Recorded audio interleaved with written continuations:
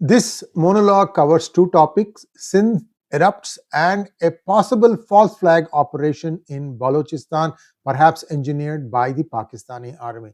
Because we see more questions than answers in that false flag operation. So that's what we're going to be talking about in this quick monologue. Please like this video, and if you have not already subscribed to our channel, kindly subscribe to our channel. Here we go. Sindh erupts. Remember, the IWT has thrown a spanner in the works of what little water that Pakistan gets. Pakistan has been, basically not taking care of their dams. They have not done desilting of their rivers or their dams for a long time. Therefore, now whatever water flows, much of it just flows through to the sea, and they have foolishly not planned for the future. However, what we are hearing now is that in Sindh, they were trying to sell off people's land by grabbing their land and selling it off to corporate interests. Most likely, hint, hint, it's either Fauji Foundation or something that they probably gave off to China. China has carefully mapped out Pakistan and identified fertile lands versus unfertile lands, and that's what they are after. And now Sindh has erupted, a lot of riots, and I'm going to walk you through what happened in Sindh. Protesters in Sindh stopped a Pakistani army convoy and demanded freedom from what they described as an illegal military operation. Protesters set fire to the house of Sindh Home Minister Ziaul Hassan Lanjar after police clashed with nationalistic group workers. Two protesters were killed, several injured, including police officers. Protesters looted trucks, torched vehicles that included an oil tanker, and blocked highways. There was widespread opposition in Sindh, Pakistan, to 6 new canal projects and corporate farming initiatives, with protests organized by farmers and activists. The projects are seen as exploitative, and that is leading to a lot of land grabs, which is what they are fundamentally against. The farmers and leaders are calling for a halt to the projects, restoration of the Indus River's natural flow, and prioritization of local farmers over corporate entities.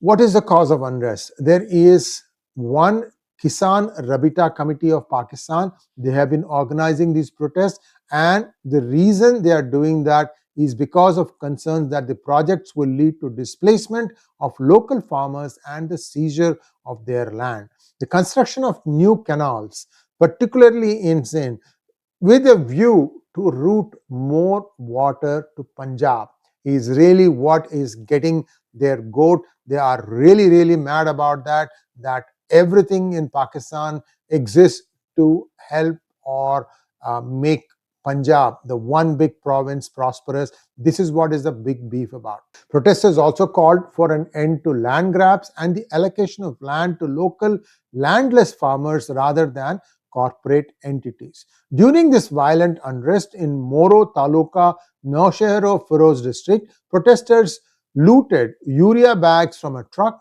loaded them onto motorbikes, and raided a petrol pump to steal cash and attacked police with sticks, leading to police using tear gas and aerial firing in response. While the national highway stayed blocked for several hours. This is a big deal because once the national highway gets blocked at one spot, it starts getting backed up miles and miles, and this actually brings down the GDP of the country.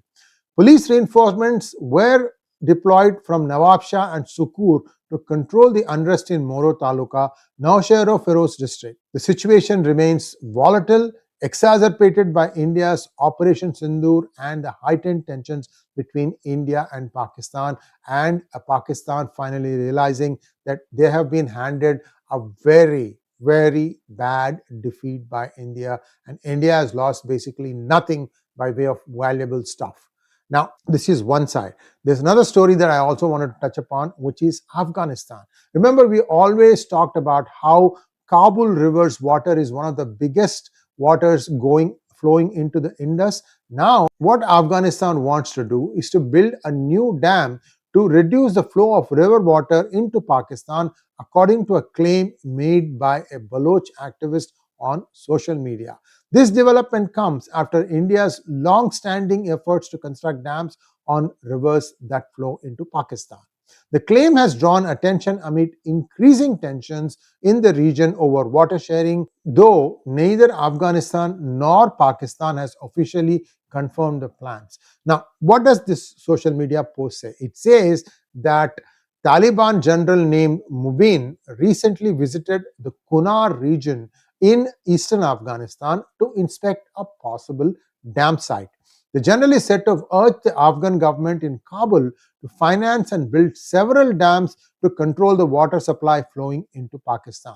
The Kunar River originates in the Hindu Kush Mountains and merges into the Kabul River, which in turn merges into the Indus. Here is the map here. You can see Kunar River on the top. Then you have the city of Kabul, the Kabul River. Then the Kabul River comes and merges with the Indus River inside Pakistan. So this is where things stand as far as this is concerned. We still are waiting for confirmation whether something like that really did happen or not.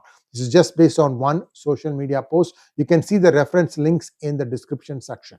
Next, on May 21st, a school bus carrying children of the Army Public School was targeted by a suicide car bomber in Khuzdar, Balochistan. This is according to Pakistan's official agencies. At least 4 children were killed and 38 others were injured. Pakistani authorities, per the user's source, blamed India, framing the attack as retaliation for India's Operation Sindoor, which targeted terror camps in Pakistan and POJK.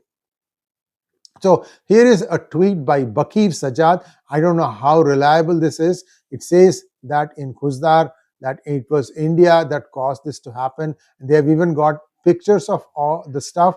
But what happens is there are several inconsistencies which are raising red flags. The attack appears to be a false flag operation by the army to deflect domestic unrest or justify action against India. Look at all these bags. They are so clean. If there was indeed a blast inside the bus, should they not have been torn into tatters? This is the one big doubt they have. And not only that, schools have been closed since May 17th until July 31st in Balochistan. So where is the question of a school bus going? Unless it was going for some sort of a non-school activity, such as an extracurricular program. So clearly, a lot of data that is coming out doesn't match what the Pakistani army is claiming. So we'll have to wait and see when the dust settles, whether it was a false flag operation or if there was an element of truth in it. Pakistan frequently attributes Balochistan attacks to India, claiming support for the BLA. The timing post-Operation Sindoor makes this plausible, but no evidence ties India to this incident. They just keep throwing something and see what sticks and what doesn't stick. There's always a willing, pliant media which will take these things and blow it out of proportions. Don't be surprised if tomorrow or the day after, Western media start carrying the Indian hand in Khuzdar attack. So this is something that Pakistan is well known for. Lie, do something, and then if you are caught, try to weasel your way out by playing victim card. Otherwise, they'll just keep on going merrily. This is now China plus Pakistan operation for you. I don't know what the fools in the beltway of DC are thinking. You have basically handed Pakistan over on a platter to China. They'll continue to talk to you as if they are only for you, but you are the fools if you fall for it. You need to not even send $1.1 billion. Let China fund them, because it looks like they are completely in bed, because looks like Field Marshal Asim Munir has done a deal with China saying he will do whatever they want for him in Pakistan as long as he remains in power for life. This is what I'm hearing from Pakistan. I don't know. This has got no basis, but it makes a lot of sense. This is basically an information that Washington, D.C. and its beltway experts who rarely step out of the beltway, but who think that they are the experts, need to know. Thanks for watching. Please like, share, and subscribe to our channel. Don't forget to click on the bell button for notifications. Namaskar.